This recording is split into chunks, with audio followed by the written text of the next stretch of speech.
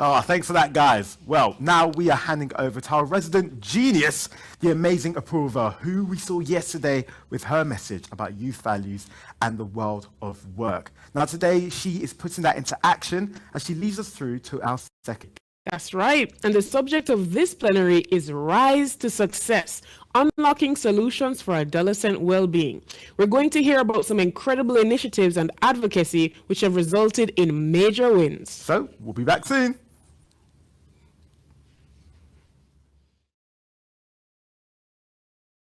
Hello and thank you. It's so inspiring to see how young changemakers and allies are rising to the challenges thrown at them by the poly crisis that surrounds them. This is an absolutely big moment of truth and momentous change.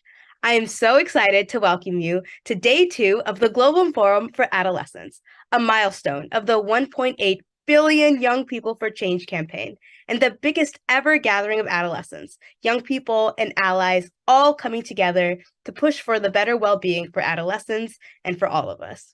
My name is Apurva Panidapu. I'm currently studying math, computer science, and policy here at Stanford. I'm a young math researcher, the founder of my own online art gallery for global service, and creator of the award-winning column Gems in STEM. My mission is to help Gen Z leaders be at the forefront of the future of work, innovation, and inclusion. And today, I'm your moderator for this plenary discussion, Rise to Success, Unlocking Solutions for Adolescent Well-Being. The 1.8 billion Young People for Change is all about getting politicians and people with power to take notice and invest in us. It's a long-term advocacy campaign coordinated by PMNCH, and it's championed by our fierce partners. So why should we listen to young people? What actually gets adolescents and young people fired up to take action? How do we make change happen? Well, we're about to hear some incredible change makers and trailblazers speak their truths, sharing stories on how they turned their life experiences into rocket fuel for change, making a positive impact on millions across the globe. But before we hear their stories, I want to hear from you, our wonderful audience. What's on your minds? What do you think? A question will be shown on the screen momentarily. We ask that each of you answer this question with just a single word. Your contributions will populate the word cloud, giving us a visual representation of your collective thoughts and ideas. For those unfamiliar with Slido, participating is pretty straightforward. You scan the QR code, which will be displayed on the screen. I think it's right there. Simply use your mobile device's camera to scan the code, and you'll be automatically redirected to the Slido interface. Or a direct web link will be provided in the chat. Clicking on that will also take you to the Slido interface where you can submit your word. We can't wait to see your contributions come alive in the word cloud. So here's our first question. In one word, tell us what you think is the key to success for an adolescent well-being initiative. And you'll have about a minute to add your words.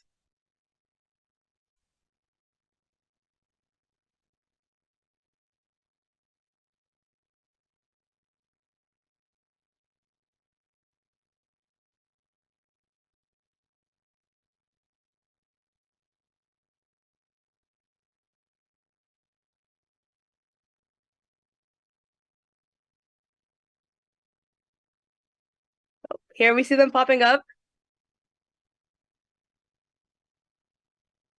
I'm really liking the answers so far. I think inclusion is a very, very big thing, and it's something that's so important to individual well-being. We have funding, inclusivity, education, youth participation, support, courage, I like that one, accessibility, youth engagement. These are really good answers, and the bigger the word, the more that people have said it. So you can sort of see how popular your answer was. Keep it going for a couple more seconds. Intersectionality, that's an amazing word. Meaningful support, diversity, political will, interesting, equality. Inclusion is the biggest one though so far. Okay. I think it's almost about to wrap up, but the answers are all super, super good ones. When we're thinking about well-being, especially for young people, I think inclusion and funding and education and inclusivity, which kind of falls under the umbrella of inclusion, are just probably some of the most important things we can think about, because I think finding a space where you feel supported and you feel safe to share your voice and share your story is so important. And I think we'll see some of that from our speakers today, who will share, how they overcame adversity to give voices to people who don't normally have that kind of, voice in the spaces they're in. But thank you so much for all your answers. I think we can move on to our second question on Slido. The second question, in your view, what do you think is the biggest obstacle to a successful initiative? So this is sort of the flip side of it. First, we thought about what's the key to success, and now what is the biggest challenge or the biggest obstacle? I think this will be interesting to see the answers and if it's sort of the opposite of what we saw in the first question. We'll give that a second.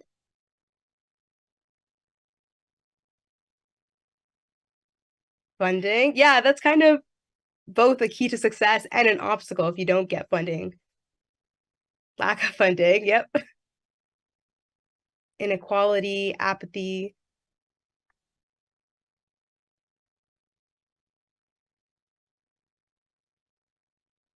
Culture, yeah. I think if you have a harmful or toxic culture, whether that's in a workplace or in a classroom, it can be very detrimental to young people's success or well-being. Yep. Funding, once again.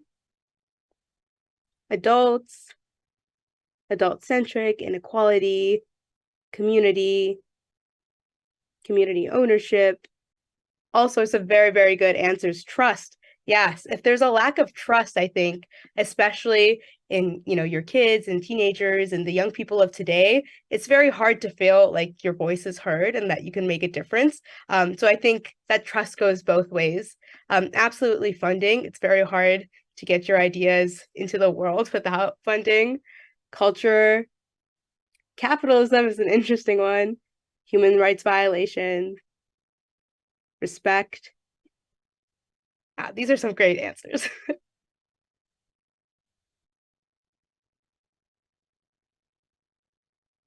Yeah, well, we have a lot of very, very good answers talking about what is this big challenge. And I think we'll hear a lot about how our speakers overcame these challenges, like trust or culture or having a lack of support. And I think it's going to be very exciting to hear how to overcome these obstacles, especially if it's something that you're struggling with in your own life and your own well-being. So now for the exciting part of the plenary today. Let me introduce our amazing change makers that we'll hear from today. I am so inspired to be here with all 4 of these fantastic leaders, each with an incredible story and a unique journey, but with one big thing in common. They're changing the game, and they're making a massive impact on a wide range of people and communities. So let's dive into their stories. We're talking about their journeys and what lit that fire to go out there and make things happen.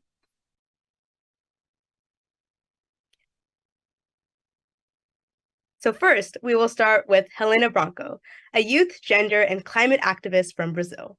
She's a youth climate ambassador for the Climate Reality Project and a Women Deliver Young Leaders alumni.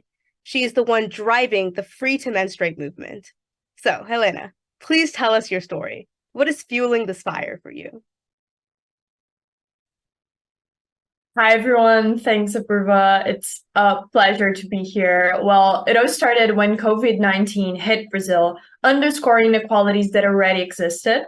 However, one issue was being pushed aside and forgotten, which was period poverty. And when we think of menstruation, it is indeed a private matter.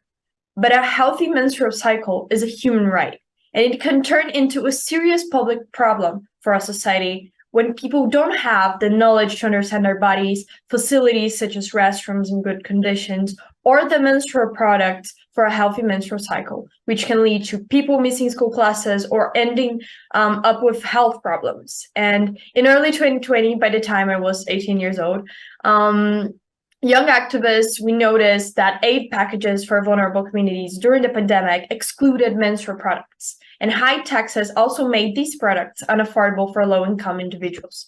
And that's when leaders from Girl Up in Brazil, a global movement empowering young people, stepped up and created Free to Menstruate.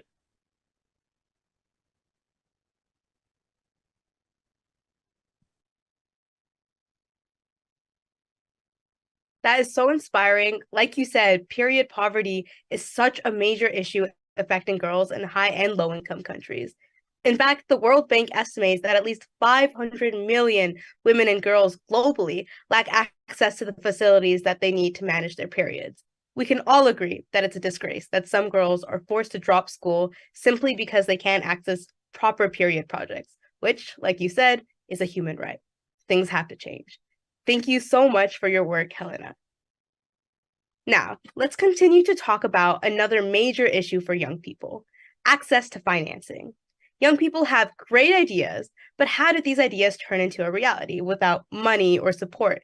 It's basically impossible. And like we saw in the previous question, funding could be one of the biggest obstacles in this journey for well-being. And it's even more of a struggle for people from lower socioeconomic contexts. So how do we turn dreams into reality? Well, I'm so happy to have Regis Bamba from Cote d'Ivoire here with us today. He is the co-founder of Jumbo, a fintech company that offers personal finance services for Francophone Africans. Regis, could you tell us about your motivation and your mission with Jumbo? Hi, Apurva. My name is Regis. I'm the co-founder, one of the co-founders of Jambo. So Jambo is a fintech operating out of West Africa, specifically in Cote d'Ivoire. And you might be surprised by only 20% of people have access to financial services in the region. It's one of the reasons why we started Jambo, because we had the same issue. We had trouble opening a bank account. And it worked so well because the product is very relevant that in 3 years, we got to 1 million, more than 1 million clients, and crossed the $1 billion transaction volume. So it shows you that there's a good appetite for this kind of product in the region. It's a very necessary product for the region.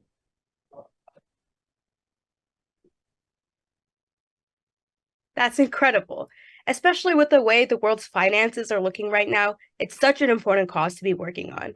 We're already seeing reports that show that social protection has taken a serious hit in the midst of this multi-crisis situation we're dealing with. And that's why we need people like Regis. Thank you so much for sharing a bit about your journey. So now we're going to hear from Enrique, who is passionate about interconnectedness and access to information for young people like us. Enrique Anarte is a Spanish journalist specializing in LGBTQIA+ topics. He is a vertical video creator, currently working as the Thomas Reuters Foundation's TikTok lead for its queer news platform, Openly. Enrique, could you please tell us a little bit about your story? Thank you so much for having me here today. As Elena said before, my journey started also with COVID-19 and with the first COVID lockdowns in Germany, where I live. Before the pandemic, I had the impression, the experience, and I think many young journalists had the same experience, that traditional media outlets were not giving young people the opportunities that I thought they deserved. And there was also this general idea that this had a strong impact in how young people, how there was a growing mistrust in traditional media among young people.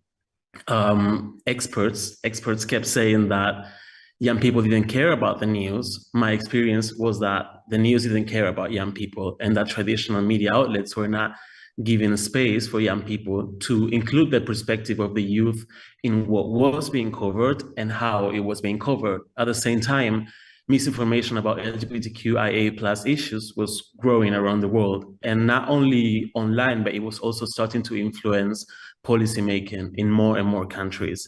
And that's how I decided that I was not just going to sit and wait for traditional media outlets to cover stories about the queer community where young people were spending their time on platforms like TikTok, and I decided to start making those stories myself. Thank you so much for sharing, Enrique. What an amazing story. There is so much information out there, but there is absolutely inequality in how it's distributed, the accuracy of it, and the voices that are represented in the news and media. So thank you for your advocacy and work in this space. And finally, let's hear from Daniela Liguero. Daniela is the co-founder of the Brave Movement and CEO of Together for Girls, a partnership to end violence against children and adolescents. Daniela, what first motivated you to do the work that you do? Hey, thanks so much. First of all, let me say it is such an honor to be here with you, amazing leaders. Wow, I'm just really humbled by these stories. So yeah, I'm going to talk a little bit about the Brave Movement. We are a survivor-led movement working all around the world on advocacy to end all forms of sexual violence against children, adolescents, and youth. We launched about 1.5 years ago. I think like a lot of us, we were busy during COVID, watching what was happening and what was going wrong in the world and decided to do something about it. And for me, this movement that's really grown exponentially in only 18 months with platforms all over the world doing phenomenal advocacy starts in a very personal place because I am a survivor of childhood sexual violence. And one of the things I really found over time, and we know from the data, is that this is a massive issue that affects about 1 in 4 to 1 in 6 girls under the age of 24, and about 1 in 5 to 1 in 10 boys under the age of 24. So it happens to everywhere, to everyone. It happens in schools, in sports, in religious organizations, in homes, in communities, and now online. And so really the Brave Movement is a place to center survivor voices. We are survivor-led. We have a board of all survivors from around the world, who invites all allies, young people, parents, anyone who wants to be part of the solution to end all forms of sexual violence against children and adolescents.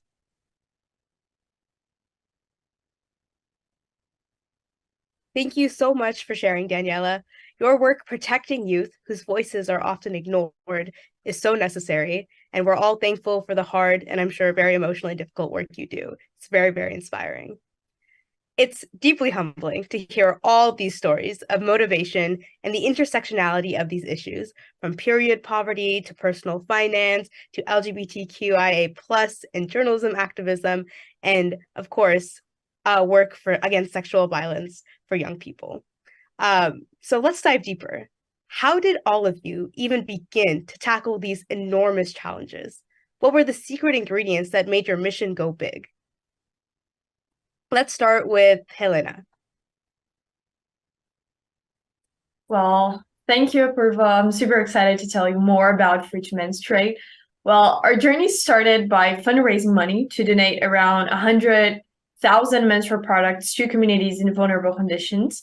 But we quickly realized that to make a long-lasting change, we needed to work with lawmakers to create laws that could fight period poverty. So we teamed up with elected people, politicians, especially women, in different cities and states who were excited to help us write what we call a public policy, a law. And this teamwork between older and younger generations was a very powerful collaboration for our success. So in June of 2020, we passed our first law in the state of Rio de Janeiro. So menstrual products became part of the aid packages given out to people in need in the state. And it was a huge win, but we did not stop there. And Free to Menstruate kept going strong. And by the end of 2021, we introduced and passed laws in over 40 towns in Brazil and 9 states. But then in October of 2021, we faced a big challenge. The president at the time vetoed the first national bill aimed at helping people dealing with period poverty, meaning that he wanted to stop our plan to make a national law for period justice. And it was also very important for our movement at the time, as Enrique was saying, to raise awareness online and through different channels such as newspapers, social media, and TV programs. And in fact, we were even featured in the first nationwide news piece about period poverty in Brazil.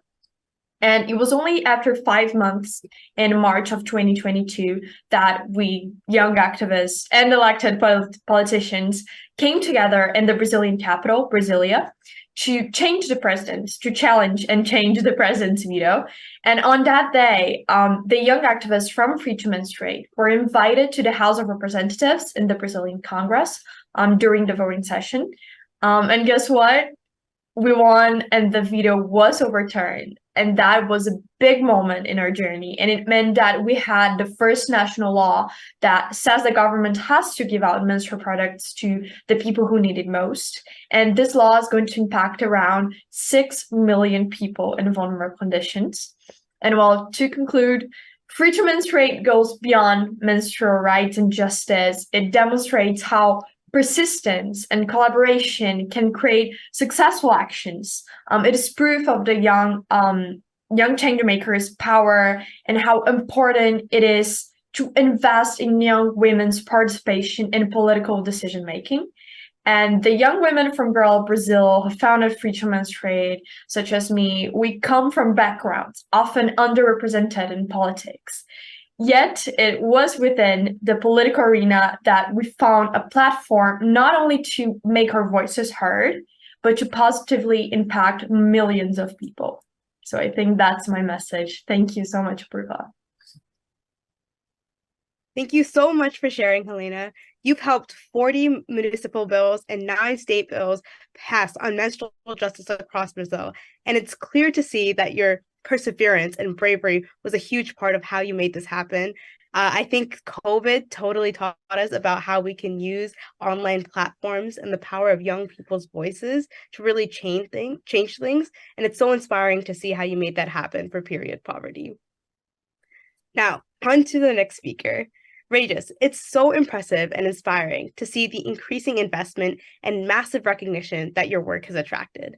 In 2023, JAMO employs 165 people, of which 52% are women, with an average age of under 30 years. How did you make all of this happen? Well, thank you, Apufa. The first thing that we did is that we focused on the value that we're bringing to the people. So what we did is that we put the user at the center of the value proposition. We spent the majority of time talking to the users. We did focus group. We called the users, we went on the ground, and that's how we're able to figure out actually what the user will affect.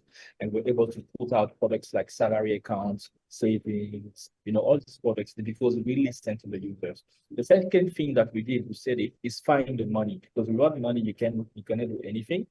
And we applied to Y Combinator, which is one of the best startup incubators in the world. And we're able to raise $14 million. And with that money, we had the necessary resources to go ahead and build the product. So without the money, you cannot actually build anything. So you need to make sure that in your strategy, you have a plan to actually get the money. And the last thing that we did was to find the right team. You need people, you need like the right people. We made sure that we recruited people that were motivated by the kind of impact they were making around them. And like you said, it worked pretty much. We have like a team of more than 165 people, 25 years old on average, and 52% women. And those people are very impact-driven and mission-driven, and they fight every day for the customer, and they make sure that whatever they implement, works well for the customer. Absolutely. Thank you so much for sharing. I think that was basically a crash course on personal finance and how to make an idea go big. So thank you for that. I think the audience got it exactly right when we talked about the obstacles for well-being and for personal success when they talked about funding. Without funding, it's very hard to build anything. And you really have to think about the long game and find a strategy and surround yourself with the right people that are also motivated by the same mission. So thank you for sharing. And then on to our next speaker, Enrique. It's so true that Gen Z and other young people have a whole new way of taking in the news. But when it comes to finding sources that are real, trustworthy, and informative, the options are very limited, like you said. So from your journey, what are the top takeaways that you have? So I started doing this as I said before, in the first COVID lockdown. I was at home, and I downloaded TikTok like millions of other people across the world for fun. And then at some point, I was interested in politics. I worked already on reporting on LGBTQ plus rights, and I've seen videos about it. And suddenly, like tens of people were following this random Spanish guy that no one knew, and many more people were getting the content. And while I was like maybe dancing in my living room, or just like sitting at the table with my cat and talking about an issue that mattered to people, this was news at the end of the day. It was just a new, maybe a more engaging, more creative way of telling the news, but it was news at the end of the day. And I think that made me, and also many other journalists, because I am not alone in this field. There are many other young journalists who are doing what I'm doing, trying to take young people, young audiences seriously. I think that showed us that we were right, that we could make news in a different way, that what is most important for me, that does not talk down to people, but engage with audiences as equals in a conversation where journalism is not, deciding what matters to audiences and how. And I wanted to talk about mental health, because it wasn't always easy. It was suddenly you are exposing a lot of your private life, and you're just a journalist, you're just doing your job, you're not a celebrity, and suddenly that can have, you can pay a high price for exposing so much of your private life to millions of people that don't know you. And some people can be very mean online, and I think the generations that haven't known life before social media have paid a very high price on this. We're just starting to see what the damaging effects of social media can be, especially when you don't have a perspective of what life was like before social media. But at the same time, social media can be useful to empower younger generations and tell those stories that we want to tell. And I think for me, this has completely changed my career, because I wanted to be a writer, and suddenly I found this way of telling stories where I do not just as a journalist decide what has to be written, but I have a direct relationship with my community, and they tell me what they're interested in. They tell me what perspectives they would like to hear, and that helps me grow professionally, but it also helps me have a healthier relationship, and I think it helps rebuild the trust. I was very happy to see that one of the words that showed up before was trust, because that's for me, one of the main issues right now when it comes to both disinformation and the relationship with the media industry, but also with LGBTQ plus issues in general, because the community has stopped trusting policymakers that have let so much disinformation flow into policymaking, for example. So I think for me, I was very happy that for years I was told this is not journalism question, and sorry that it went going full circle. For me, the takeaway is that if you're a young person and you have a story to tell, do not listen to those people. You think that story should be told. Do not listen to those people who are not telling you that is not journalism. That is not the story that should be told. The takeaway is that if you believe in your story, find a way to tell it. Find a creative way to tell it. If you don't have place, for example, in traditional media outlets, and guess what? Telling those stories the way I wanted to tell them is what got me my job and what brought me here today to tell you all about this journey. So just tell your story.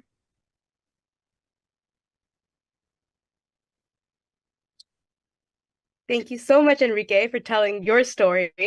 I think that there's a lot of positive and negative rhetoric around social media, but like you said, it really gives marginalized voices a chance to be heard by millions of people in a way that has just never existed before.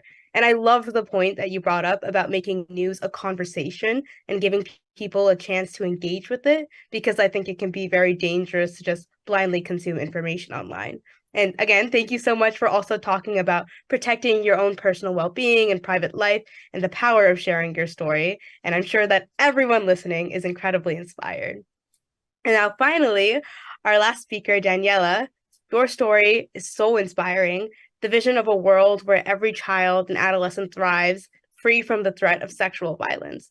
Please tell us more from your experience. What has been the toughest mountain to climb? And what's an underappreciated superpower that we should be considering more to make a real impact on the world? Ooh, I love that second part. I'll get to that in a second.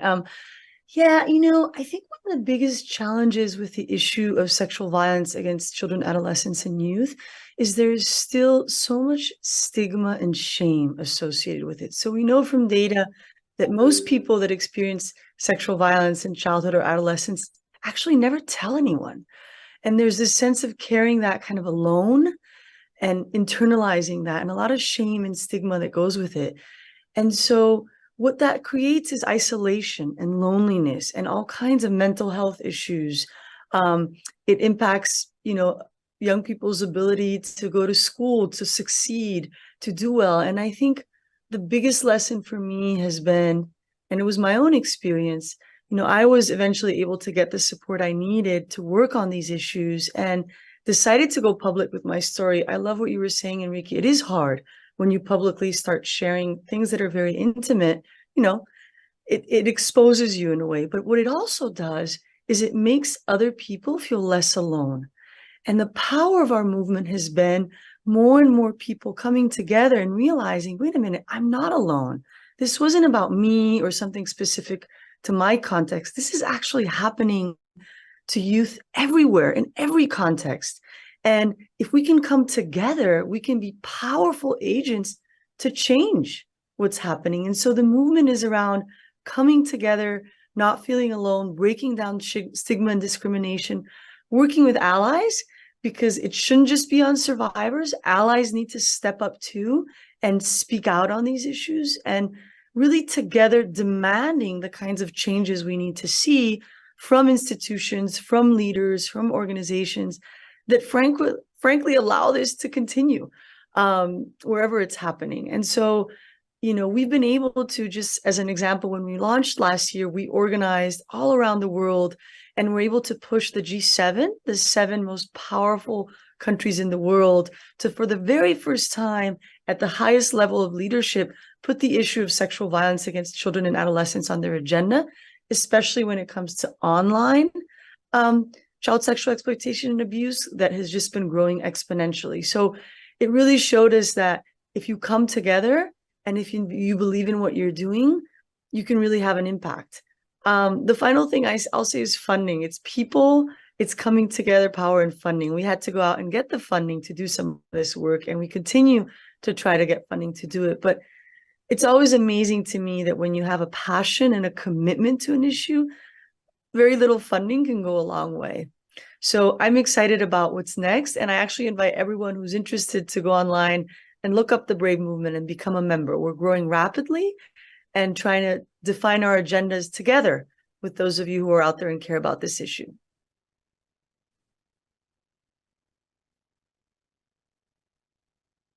Thank you so much for sharing your story. I think what you talked about, the power of having a community and knowing that there are people out there who can understand and empathize with your experience, is just so important. And I think the pandemic really showed us that too. It does take a lot of bravery to put yourself out there. So thank you so much for helping all the young people out there. And I think all the people watching are now very inspired to be allies and should absolutely check out the Brave Movement. But thank you all so much for sharing all of your stories and sharing how you got there, because I think a lot of us, when we're thinking about big issues that are important to us or that make us very upset in this day and age, it's really easy to feel a bit powerless in finding a way to help. And these stories are how you know that there are ways and there are paths to make a difference as an individual, and to also power of movement that can really make a huge difference across the world. So now, let me ask each panelist in one word, what is your advice to the new generation of change makers who are watching you or their allies?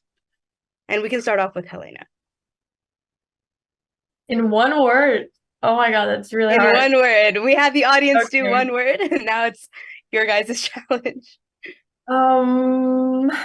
I would say, be bold, but also be calm internally, because young people have the time to make mistakes, but also have the guts to be very pioneer and, make the change. That's not a word, but okay, in a word, I'd say support system. Create your support system so you can make mistakes and feel okay about them, and you can just we say in Brazil that good activists are activists with good mental health. So let's be these people. Support system is definitely my word. Thank you so much. And we do have some extra time, so feel free to elaborate on your one word. I am curious, because we have some time, is there any advice that you wish you had gotten at the beginning of your journey, when you started, your important work or your movements or something like that? You're asking me to elaborate on it, or someone else? Okay. Yeah, you. And then we'll go through each panelist. So I'd say that young people tend to be very brave and very bold, and we want to see change fast. And I think that's really important because we don't have time. I mean, climate change, many things happening. We don't have time anymore. We need to go faster than the other generations did in creating positive change. So don't be afraid, take our ideas forward. But also keep your calm internally. So as I said, we have time to make mistakes, and we're in the beginning of a learning journey. So always cultivate the support system. There's a very amazing African proverb, if I'm not wrong, that says, if you want to go fast, go alone. If you want to go further, go together. And I think that's really important. That's the essence of activism, of positive change. And also to the allies, I think that's important to say. I mean the allies, because I'm 21, so I still consider myself a young person. But I'd say listen to young people. Remember, you have been one, and I think some people forget sometimes. So if you're willing to build bridges between youth and opportunities, I do believe that this generation will continue to surprise us with positive change. Thank you so much for your amazing answer. I love that proverb, and I've loved how much there's been an emphasis on community in this plenary. I think that that's sort of the biggest thing in making change. And I think especially, for young people, community has been a big part of what gets us through our challenges and what also just makes us happy on a day-to-day basis, because we talk a lot about well-being. But thank you so much, Helena.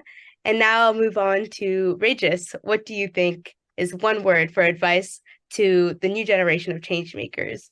And you feel free to elaborate.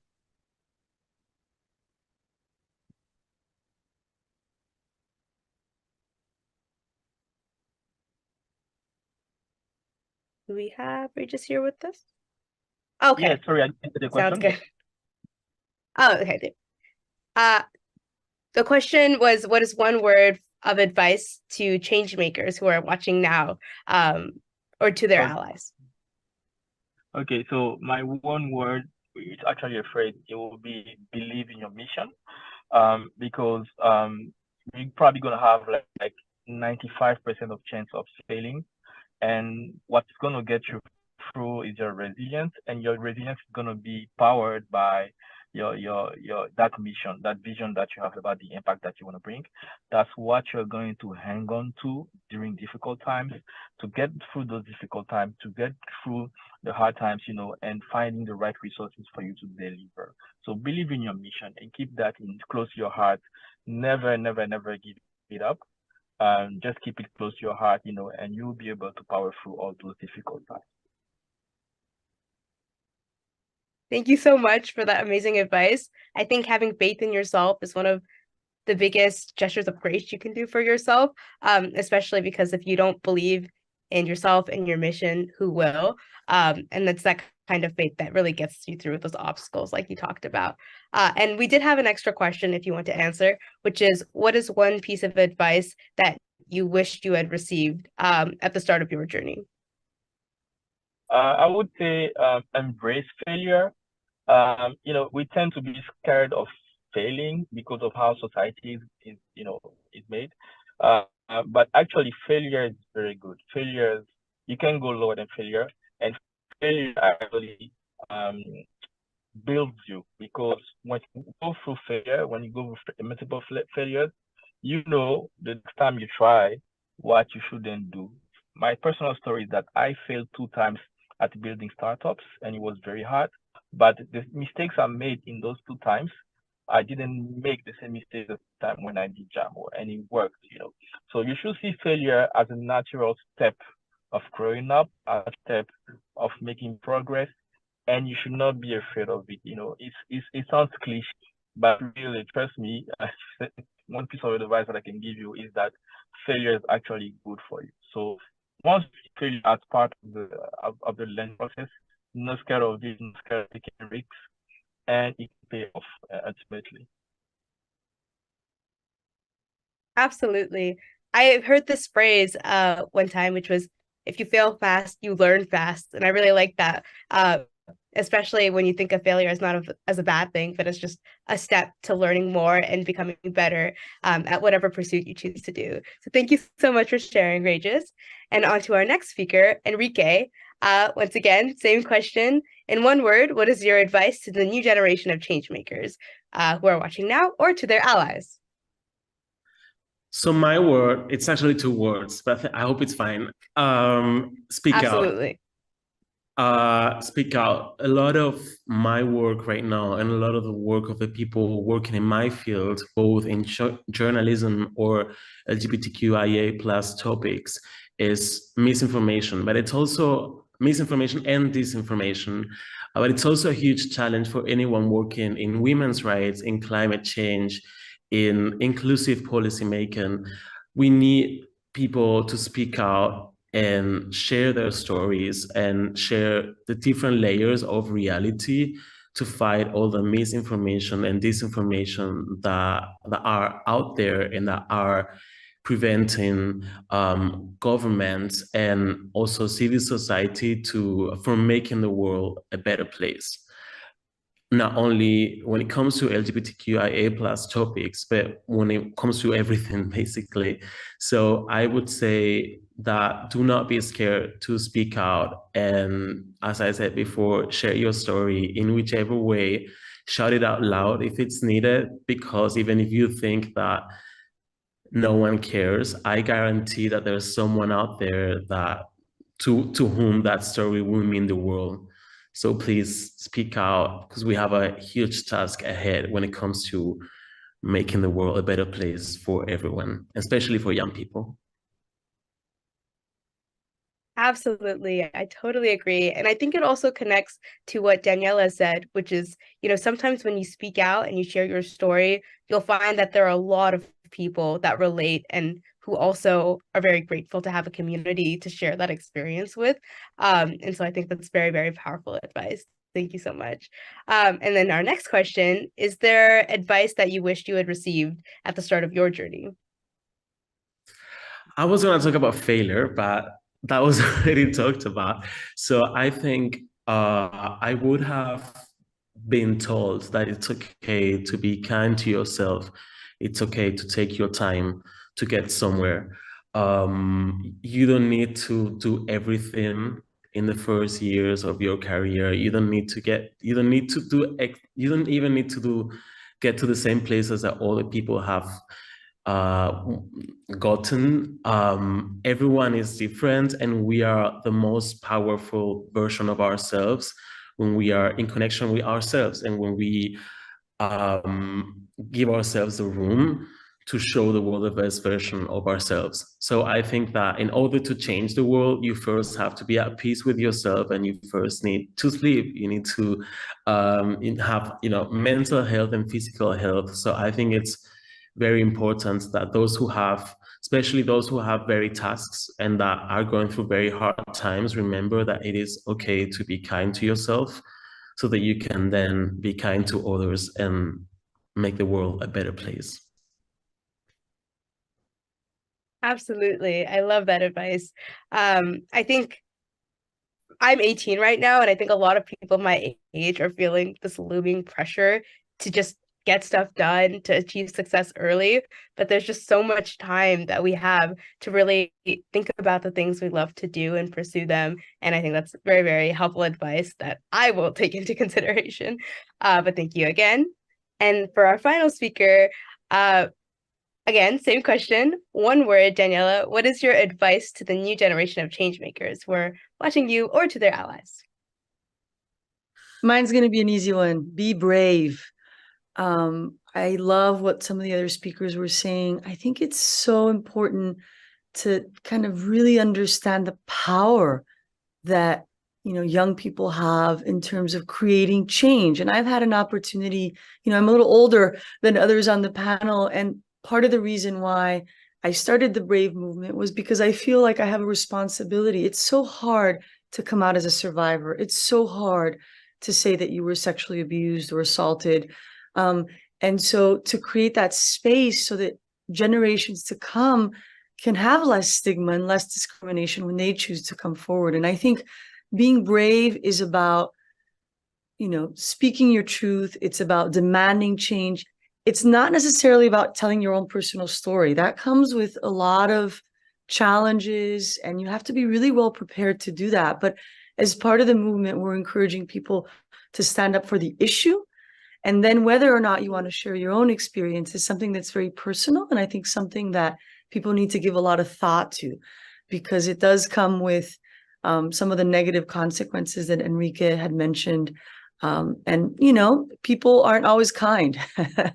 and we feel it, especially when you're demanding the kinds of change from very powerful actors. And I've had the opportunity, you know, to work with US government. I've worked for the UN. I can tell you that you can do all the research in the world and have all the kind of data and the programmatic work that happens. But if you don't have people knocking on the door and saying, this needs to be different, it's not going to happen.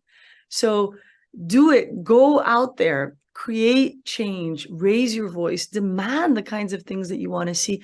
People might, you know, at first ignore you, but eventually they can't ignore you. And be prepared because, you know, there's some powerful people out there that want the world to stay just as it is. And it's going to take, you know, a lot of courage and a lot of us in community working together to demand the changes we want to see. So I think really that's my word. And maybe for the advice, should I just transition to the second question? Yeah, absolutely. All right. I really love what everyone has said. I love the idea of embracing failure 100%. I also really like this idea of self-care, and especially for a movement like ours that's dealing with so much trauma that's everywhere around sexual violence and abuse. Really, the importance of self-care becomes front and center. And I've seen it over and over again. Amazing young people who are out there trying to create change, and then they burn out. And then we lose them to the, you know, they can't do it anymore. They give up. They need a break, you know, and we end up losing people that are so amazing because it's just too much. So pace yourself, take care of yourself. And I'm going to read this quick quote because I love it. Audre Lorde, who's an American writer and just phenomenal advocate, said, "Caring for myself is not self-indulgence. It is self-preservation. And that is an act of political warfare." So take good care of yourself so that you can keep changing the world. That is some amazing advice. I loved how you talked about the nuances of being brave and how that doesn't necessarily mean putting your personal experiences out there on the line, while you can still be an ally, and really protecting yourself when it comes down to it.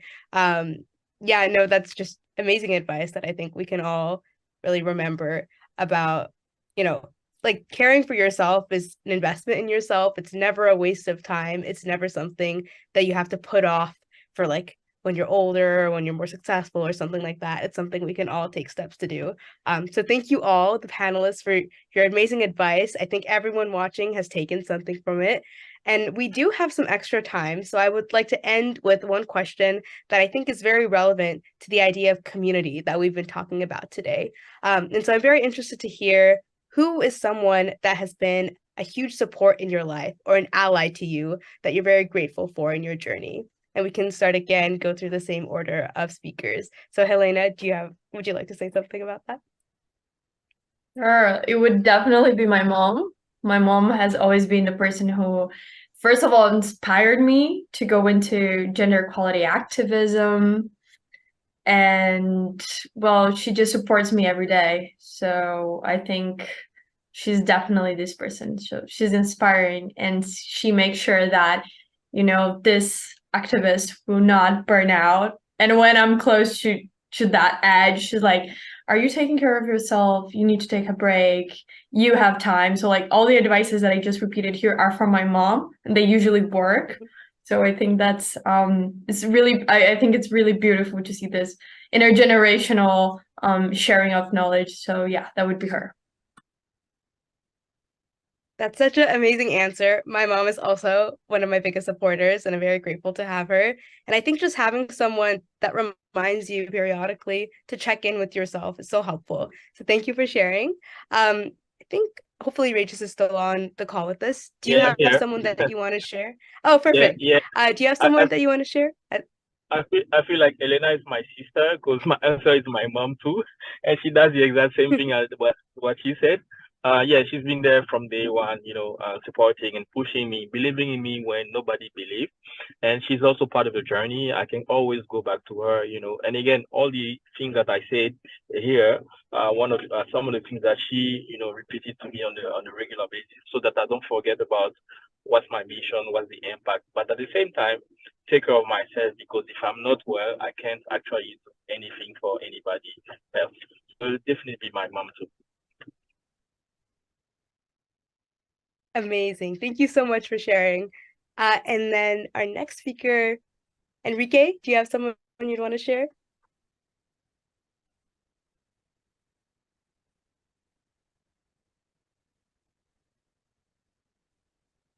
Not sure if he's just frozen on my screen.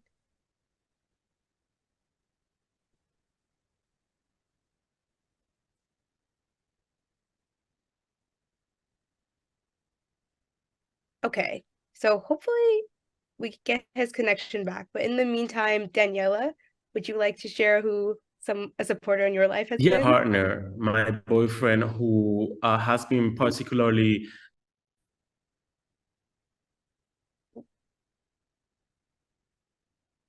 Could I go ahead? Enrique, I'm not sure we can hear you. Hi. Yeah. Sorry. Oh, he's back. He's back. Oh, he's back. I apologize. I'm on holiday, so the internet is not great. But I was gonna talk about my mom, but I'm not, because everyone talks about their moms, but mom, I love you. I want to talk about my boyfriend, who has been very supportive in this journey since I did this big career shift, in not only supporting me professionally, but also reminded me, as I said before, to take that time for myself, to take that space to see things with more perspective, and to reflect on what my goals are, not only when it comes to work and when it comes to changing the world, but also when it comes to our life, when it comes to my life, what my personal goals are as a person. What do I want to be doing, not only in my work time, but also in my private time, in 20 years or in 10 years or next year.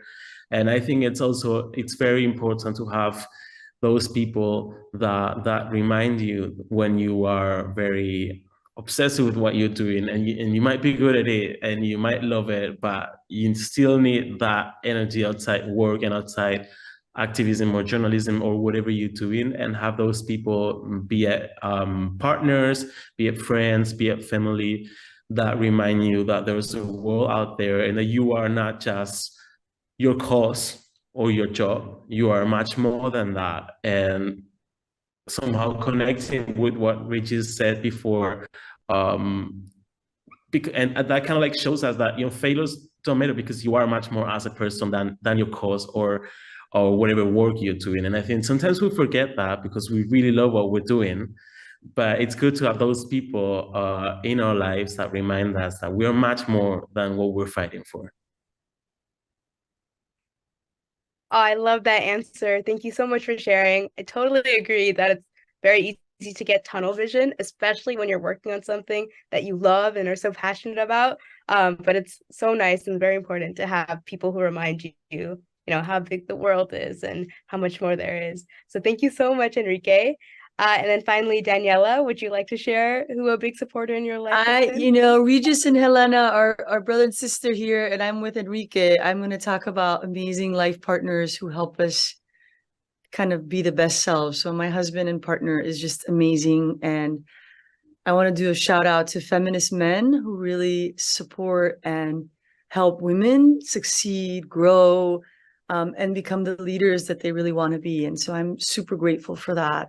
And it's amazing to see that there are so many more feminist men out there every day, which gives me great hope. Absolutely. Thank you so much. And huge shout out to all of our amazing panelists. And to our audience, let's all promise to do one thing that'll level up our lives or make someone else's day better. It's all about taking small steps. And when we all promise to help, it can lead to a massive impact on our communities. So before we close the session, I encourage you to make sure to check out the product launch sessions on new tools and guidance, all based on the latest evidence and geared towards making lives better for adolescents. These include an updated global accelerated action for the health of adolescents by the World Health Organization and UNH6 and PMNCH, the adolescent well-being investment case, where it says the cost of inaction is 1.7 trillion per year, and measurement approaches to support countries in designing policies and the program for accelerated action and others. Thank you so much, everyone, for being here. Thank you so much to our amazing panelists. Let each of us be the champion and change maker for adolescent well-being. Thank you, thank you, thank you. Bye. Have a great day.